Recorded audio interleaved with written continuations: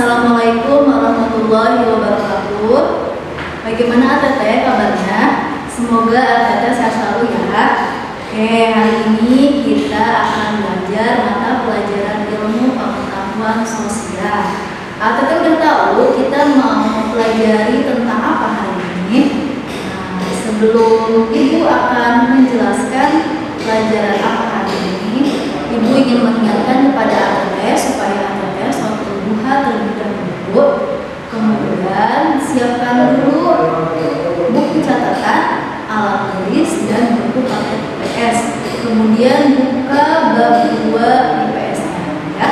Nanti disimak ya seperti apa pembelajaran hari ini. Nah, hari ini kita mau belajar tentang perubahan sosial budaya dan globalisasi. Ini ada di bab 2 ya. Sebelum itu, Ibu mau memberikan tujuan dari pembelajaran ini.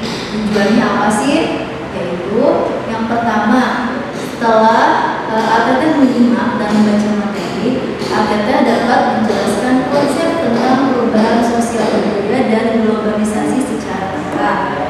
Kemudian Teteh mampu mengidentifikasi perubahan sosial budaya dan globalisasi. Lalu Teteh dapat menerapkan upaya kritis dalam menghadapi perubahan sosial budaya pada era globalisasi. Terakhir yaitu Teteh dapat memaparkan hasil analisis tersebut tentang perubahan sosial budaya dalam masyarakat pada era globalisasi secara nah, di sini Ibu punya gambar nih. Ada gambar dua anak gadis yang sedang bermain apa coba? Ini permainan tradisional ya, sedang bermain congklak. Nah, di gambar yang sebelah kiri ada seorang anak yang sedang bermain kicil. Nah, ini adalah contoh dari perubahan sosial yang tadinya seorang anak itu bermain permainan tradisional, lambat laun permainan tersebut digantikan oleh gadget atau game online ya. Kita bisa lihat perbandingannya seperti ini. Yang akan kita pelajari nih, ada perubahan sosial budaya, globalisasi. Pertama kita perubahan budaya dulu ya. Nah, kemudian apa sih Bu? Jadi perubahan budaya itu apa kemudian? Perubahan sosial budaya itu sebuah gejala umum yang terjadi dalam setiap masyarakat.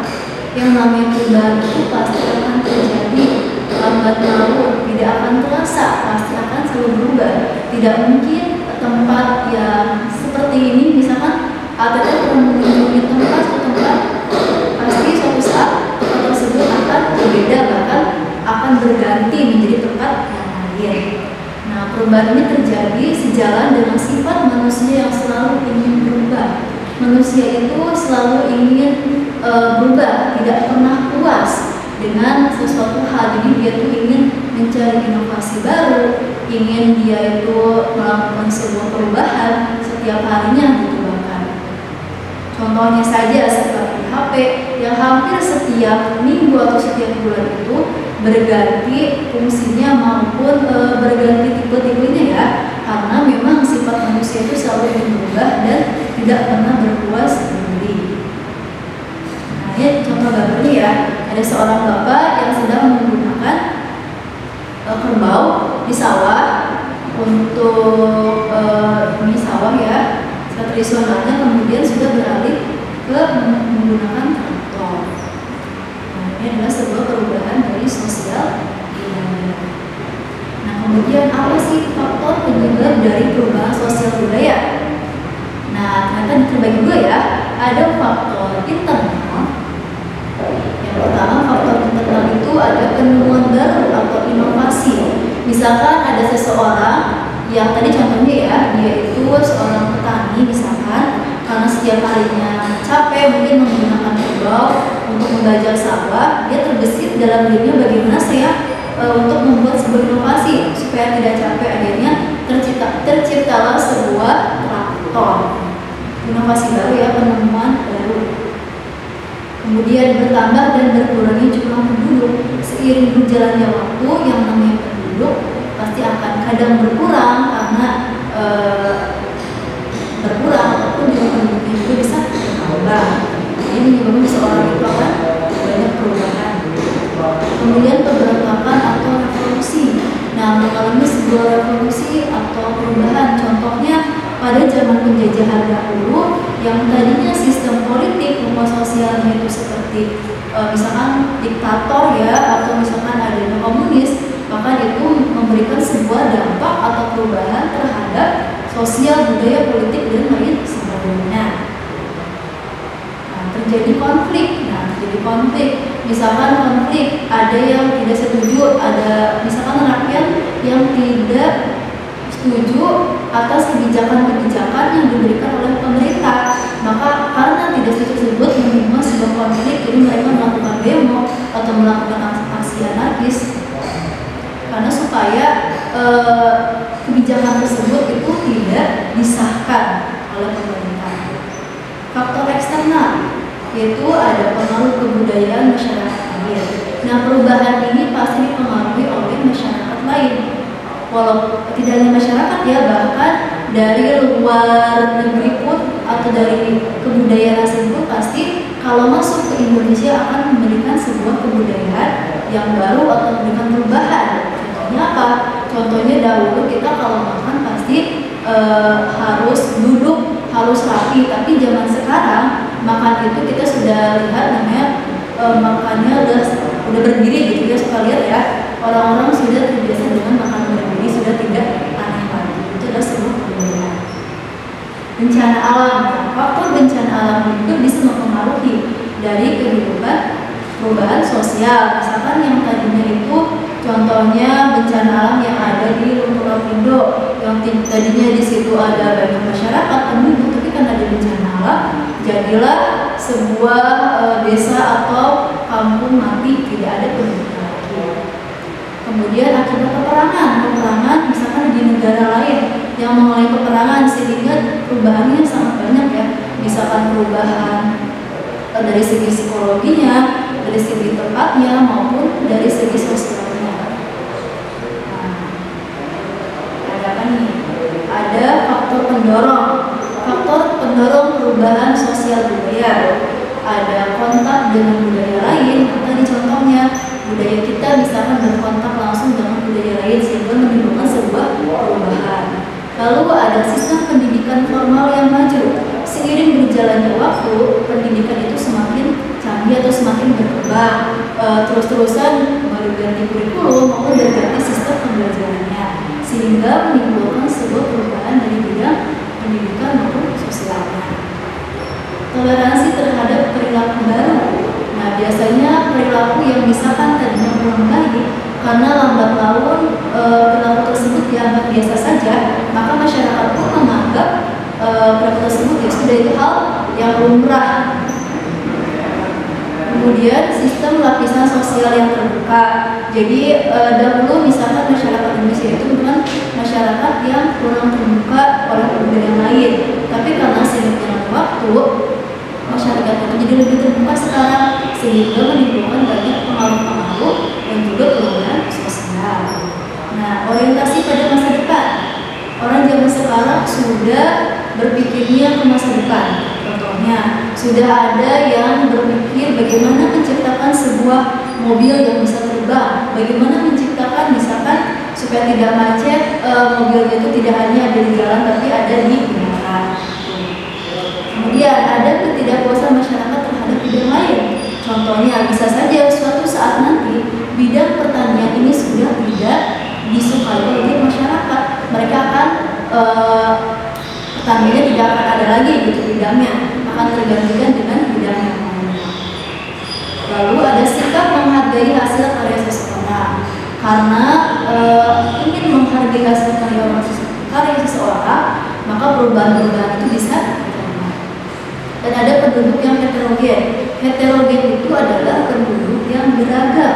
Kalau homogen itu yang tidak beragam ya, jadi hanya satu adat, satu bahasa. Tapi kalau misalkan heterogen itu dari segi adat, bahasa, sistem tatanan sosial itu bervariasi atau beragam. Nah, karena masyarakat itu heterogen, jadi menyebabkan banyak perubahan-perubahan sosial ya. Selanjutnya ada faktor penghambat dari perubahan sosial. Faktor penghambatnya ada kurangnya komunikasi dengan masyarakat lain,